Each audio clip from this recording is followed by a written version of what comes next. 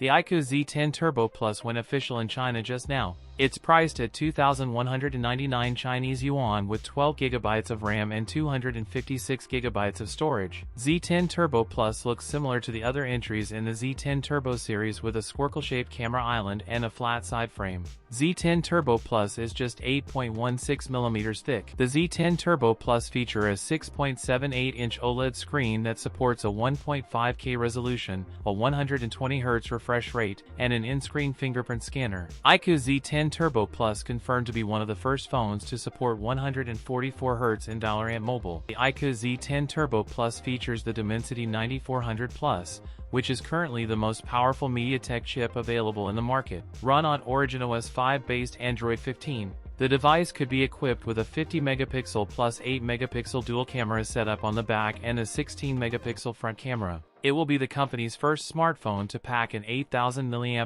battery. Support 90W fast charging. That's it for today's video. If you enjoyed it, don't forget to like, comment, and subscribe for more content. Thanks for watching, and I'll see you in the next one.